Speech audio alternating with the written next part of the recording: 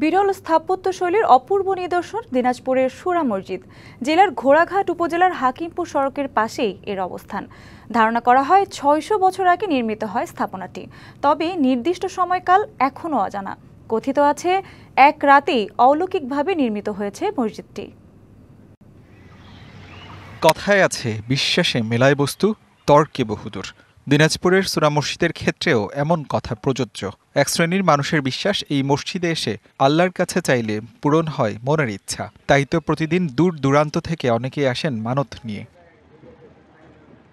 স্থাপত্যশৈলীর অনন্য নিদর্শন মসজিদটি। ধারণা করা হয় ৬০০ বছর আগে নির্মিত হয় এটি, তবে নির্দিষ্ট সময়কাল এখনও অজানা। চুনসুরকি আর ছোট ইট দিয়ে তৈরি স্থাপনাটির নামাজ ঘরের ছাদ অর্ধ গোলায়িত গম্বুজ দিয়ে আবৃত। বারান্দায় এক সারিতে অনুরূপ ৩টি গম্বুজ। এছাড়াও মসজিদের ৪ কোণায় ৪টি এবং বারান্দায় রয়েছে ২টি পাথরের বুরুজ। প্রতি সপ্তাহের শুক্রবার এখানে জুমার নামাজে হাজারো মানুষ অংশ নেয়। তখন বিতরণ করা হয় সিন্নি। পূর্বপুরুষ থেকে আমরা শুনছি এখানে মসজিদটা এক রাতে হয়েছে, এখানে আমরা সবাই নামাজ কালাম পড়তে আসি। পুরাতন মসজিদ বহুদিনকার, এক রাতে হচ্ছে।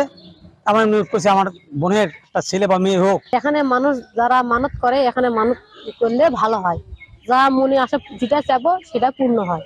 দেশের নানা প্রান্ত থেকে এখানে আসেন ধর্মপ্রাণ মুসল্লিরা। তাদের বিশ্বাস, এখানে এসে আল্লাহর কাছে চাইলে পূরণ হয় মনের ইচ্ছা। এই মসজিদটা এক রাতে হয়েছে আর কি। এটা রূপকথার গল্প হতে পারে বা কি হতে পারে সেটা জানি না, আমরা এইভাবে শুনে আসতেছি আর কি। বাইরের লোক আসে, কি খাবারও আসে, কি নিয়ে এসেও শুক্রবারের দিন অনেক মানুষ হয়। ২০০৩ সালে সবশেষ সংস্কার করা হয় মসজিদটির। কথিত আছে এক রাতেই অলৌকিকভাবে শেষ হয় এটির নির্মাণ কাজ। DVC news desk.